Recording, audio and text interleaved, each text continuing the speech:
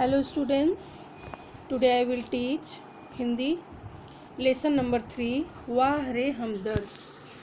Lesson बहुत interesting है आपका स्टूडेंट्स, बहुत ही कॉमेडी टाइप का भी है। तो सबसे पहले हम देखते हैं लेखक घनश्याम अग्रवाल। घनश्याम अग्रवाल परिचय है, जन्म 1942 अकोला महाराष्ट्र, जन्म है 1942 अकोला महाराष्ट्र। परिचय घनश्याम अग्रवाल जी की रुचि अध्ययन काल से ही लेखन में विकसित हुई है।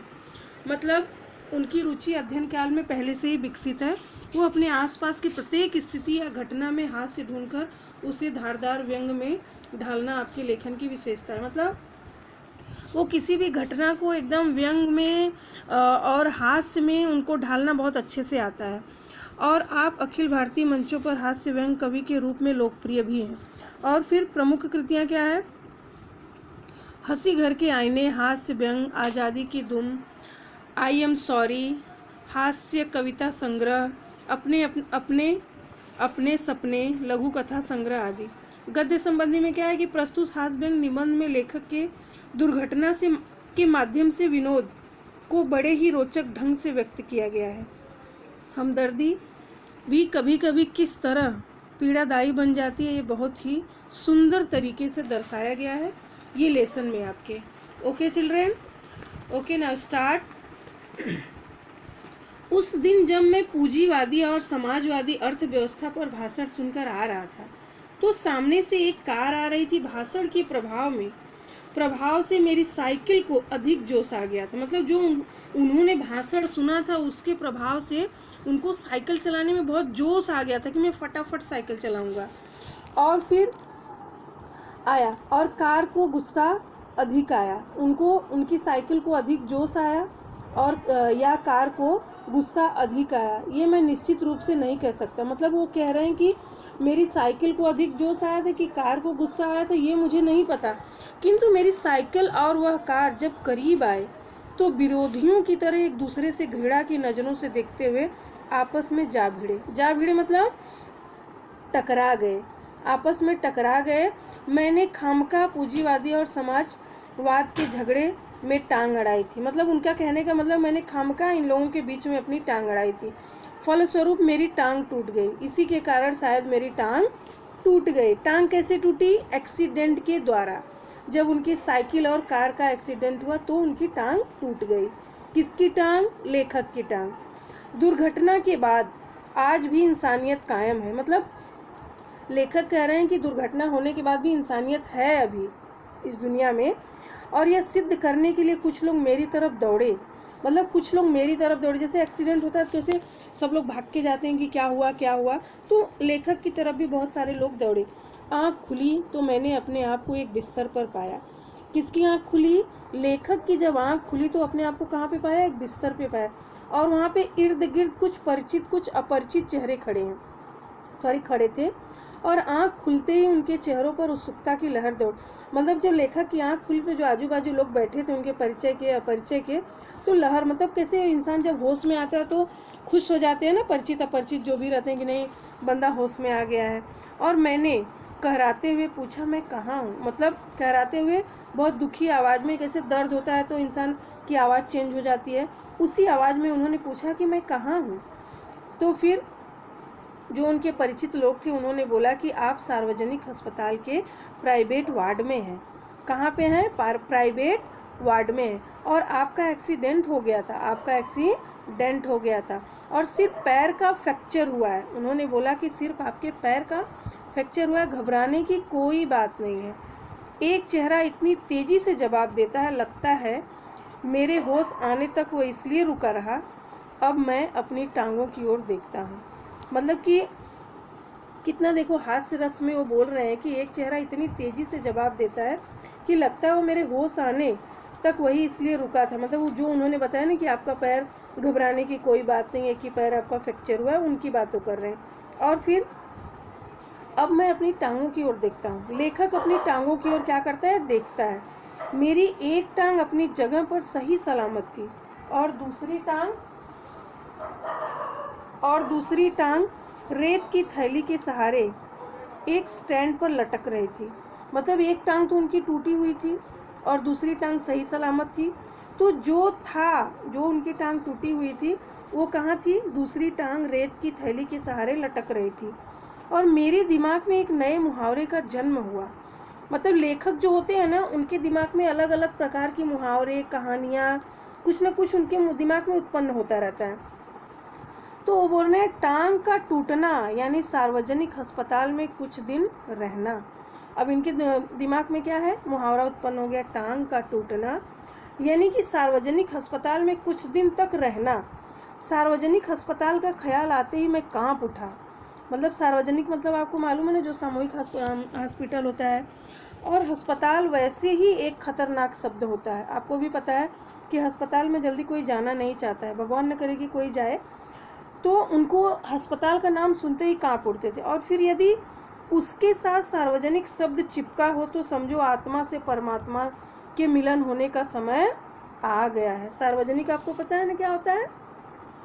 तो उन्होंने बोला कि अगर सार्वजनिक उसमें चिपका हो तो ऐसा लगता है कि आत्मा से परमात्मा के मिलन होने का समय आ गया।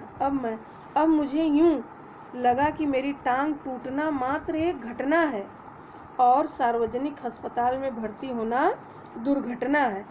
लेखक का कहने का मतलब क्या है? कितने हास्य रस में बोल रहे हैं कि मेरी टांग का टूटना एक घटना है और मुझे अस्पताल में आना, भर्ती होना एक दुर्घटना है, समझ लो।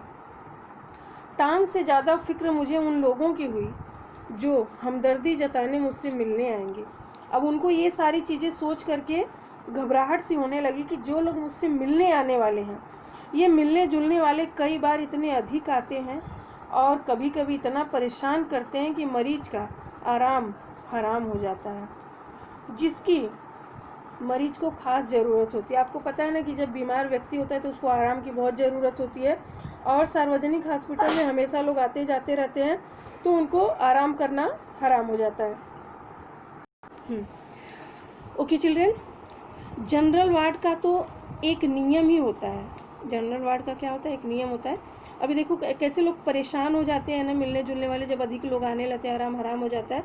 तो जिसकी मरीज को खास ज़रूरत होती है वो उनको मिलता ही नहीं है। और जनरल वार्ड का तो एक नियम होता है कि आप मरीज को निश्चित समय पर आकर ही तकलीफ दे सकते हैं। किंतु प्राइवेट वार्ड यह तो एक खुला निमंत्रण है। मतलब कि ये तो कभी भी खुला रहता है, हमेशा आओ जाओ, घर तुम्हारा है, ऐसा लेखक का कहने का मतलब है।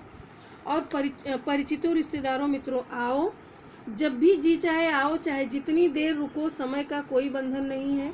अपने सारे बदले लेने का यही वक्त सही है। लेखक का क्या यही कहने का मतलब है। तो बदले का बदला और हमदर्दी की हमदर्दी।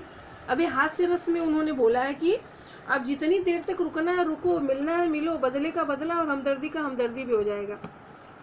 मिलने वालों का ख्याल आते ही मुझे लगा मेरी दूसरी टांग भी टूट गई है। मतलब जब उनको लगा कि सब मिलने जुलने आने वाले तो ऐसा मुझे महसूस होने लगा कि हे भगवान, मेरी दूसरी भी टांग टूट गई है। फिर मुझसे मिलने के लिए सबसे पहले वे लोग आए जिनकी टांग या कुछ और टूटने में मैं कभी उनसे मिलने गया था। मतलब लेखक का कहने का मतलब है कि जब किसी की टांग टूटी थी या कुछ हुआ था, मैं उनको देखने गया था। सबसे पहले वो लोग आए मुझसे बदला लेने के लिए कि तुम मुझे देखने आए थे और मैं तुम्हारी टांग टूटने पर तुम्हें देखने आ रहा हूँ। मानो ये इसी दिन का इंतजार कर रहे थे कि कब मेरी टांग टूटे और कब अपना एहसान चुकाएं। इनकी हमदर्दी में ये बात खास छिपी रहती है कि देख बेटा, वक्त सब पर आता है ना। वक्त सब पर, कभी मेरी टांग टूटी थी तो कभी तेरी टांग टूटी और मैं तुझसे मिलने आया हूँ। Okay children, next paragraph. दर्द के मारे एक तो मरीज को वैसे ही नींद नहीं आती है, यदि थोड़ी बहुत आ भी जाए तो मिलने वाले जगा देते हैं। आपको पता है ना कि जब बीमार रहते हैं या कुछ प्रॉब्लम रहता है, नींद जैसे ही आती, कोई मिलने आता है तो बोलता भाई जगाओ जरा कि हम उनसे मिलने आए, वो भी जरा हमें देखें कि हम आए थे। और खासकर वे लोग जो सिर्फ औपचारिकता निभाने आते हैं, इन्हें मरीज से हमदर्दी नहीं होती, ये सिर्फ सूरत दिखाने आते हैं। ऐसे में एक दिन मैंने तय किया कि आज कोई भी आए मैं आँख नहीं खोलूँगा, चुपचाप पड़ा रहूँगा। ऑफिस के बड़े बाबू आए और मुझे सोया जानकर वापस जाने की वजह वो सोचने लगे कि यदि मैंने उन्हें नहीं देखा तो कैसे पता चलेगा कि वो मिलने आए थे। अब देखो उनकी कि वो कैसे कर रहे हैं बड़े बाबू। अब वो सच में औपचारिकता निभाने आए थे। हाँ, उनके घर वाले परिवार वाले रहेंगे ना कि हाँ ये मिलने आए थे, लेकिन उनको रहा नहीं गया और उन्होंने अपना कार्यक्रम स्टार्ट कर दिया। अब देखते हैं कि उन्होंने क्या स्टार्ट किया है। अतः उन्होंने मुझे धीरे धीरे हिलाना शुरू किया। किसने? बड़े बाबू ने। किसको? लेखक को। और फिर भी आंखें नहीं खुली तो उन्होंने मेरी टांग के टूटे हिस्से को जोर से दबाया। सोचो, ऐसा करना चाहिए? नहीं करना चाहिए, बट उन्होंने किया। मैंने दर्द के मारे कुछ चीखते हुए जब आंख खोली तो वे मुस्कुराते हुए बोले, कहिए अब दर्द कैसा है? अब देखो, अब ये हास्य रस में आया ना। अब उन्होंने जोर से दबाया और टांग को, अगर हम क्लास में होते तो बहुत कॉमेडीज के बारे में हम करते, बहुत इंटरेस्ट आता आप लोग को भी पढ़ने में। तो उन्होंने टांग को भी दबाया और वो भी टूटी टांग को दबा के बोल रहे हैं कि कहिए दर्द कैसा है? अब बताइए कि जो इंसान को दर्द हो रहा है तो दर्द कैसा होगा, और दर्द उनका बढ़ जाएगा ना। फिर मोहल्ले वाले अपनी फुर्सत से आते हैं। मोहल्ले वाले कैसे आते हैं? सब काम धंधा एकदम निपटा के बढ़िया से फिर आते हैं। और उसमें कौन थी? एक थी सोनाबाई। उस दिन जब सोनाबाई अपने 4 बच्चों के साथ आई तो मुझे लगा कि आज फिर कोई दुर्घटना होगी। लेखक को क्या लगा कि ये 4 बच्चे लेकर आई, आज तो निश्चित कोई दुर्घटना होने वाली है। आते ही उन्होंने मेरी ओर इशारा करते हुए बच्चों से कहा, ये देखो चाचा जी। बच्चों से किसने कहा? सोनाबाई ने कहा, ये देखो चाचा जी। और उनका अंदाज कुछ ऐसा था जैसे चिड़ियाघर देखते हुए बच्चों से कहा जाता है, ये देखो बंदर। अभी देखो लेखक का अंदाज कैसा था कि जैसे लगता है बच्चों को चिड़ियाघर दिखाया जा रहा है कि ये देखो चाचा और ये देखो बंदर, दोनों का मिल रहा है ना। और फिर बच्चे खेलने लगे। बच्चे सोनाबाई की क्या हॉस्पिटल में ही खेलने लगे। और एक कुर्सी पर चढ़ा तो दूसरा मेज पर, एक कुर्सी पर चढ़ गया और दूसरा मेज पर। और सोनाबाई की छोटी लड़की दवा की शीशी लेकर कथकली डांस करने लगी। अब बोलो, अब वो मरीज से मिलने आई थी और अपने बच्चों को भी नहीं संभाल पा रही थी। मरीज को कितनी तकलीफ हो रही थी वो उनको एहसास बिल्कुल नहीं था। किसको? सोनाबाई को। अब बेटी जो है उनकी दवाई लेकर कथकली डांस कर रही। दवाई कभी भी गिर सकती है, टूट सकती है, और वैसा ही हुआ। अब देखेंगे कि रप रप की आवाज में मेरा ध्यान बटाया। क्या देखता हूँ कि सोनाबाई का एक लड़का मेरी टांग के साथ लड़का मेरी टांग के साथ लटक रही रेती की थैली पर बॉक्सिंग की प्रैक्टिस कर रहा है। अब देखो, अब इसमें कितनी कॉमेडी की बात है कि मतलब कि जो उनकी टांग टूटी है उस पर रेती लटकाई हुई है। अब वो सोनाबाई को ध्यान देना चाहिए ना, उसका बच्चा उस पर बॉक्सिंग की प्रैक्टिस कर रहा है। अब बताओ लेखक की टांग को और तकलीफ पहुंचेगी ना। वो देखने आई है कि तकलीफ देने, वो तो वही जाने। और फिर मैं इसके पहले कि उसे मना करता, सोनाबाई की लड़की ने दवा की शीशी पटक दी। जो कथकली डांस कर रही थी वो तो निश्चित था ना, कथकली डांस कर रही तो शीशी तो टूटना ही है। तो शीशी तो टूट गई। तो मतलब वो बेचारा बोल भी नहीं पाए, मतलब लेखक बोल भी नहीं पाए। और फिर सोनाबाई ने एक पल लड़की को घूरा, फिर हंसते हुए बोली, भैया पेड़े खिलाओ। किसको बोली? लेखक को। पेड़े खिलाओ, दवा का गिरना शुभ होता है, मतलब आप बहुत जल्दी ठीक हो जाओगे। अब मेरी बेटी ने दवा गिरा दिया है, समझो ये बहुत शुभ है। दवा गई समझो बीमारी गई, ऐसे बोली। और इसके 2 घंटों बाद सोनाबाई गई। मतलब वो हॉस्पिटल में देखने आई थी, 2 घंटे तक अपने 4 बच्चों के साथ हॉस्पिटल में थी। सोचो कितना बड़ा तहलका मचा होगा वहाँ पे। और यह कहकर कि फिर आऊँगी, मैं भीतर तक कांप गया। मतलब लेखक भीतर तक, अंदर तक, हृदय से कांप गया कि बाप रे, एक दिन तो आई मेरी ऐसी हालत कर दी, अब बोल रही फिर आऊँगी, दूसरी बार तो मुझे लगता है ले ही जाएगी। तो फिर कुछ लोग तो औपचारिकता निभाने की हद कर देते हैं, जैसे कि सोनाबाई ने कर दिया था। और विशेषकर वे रिश्तेदार जो दूसरे गांव से मिलने आते हैं, जो दूसरे गांव से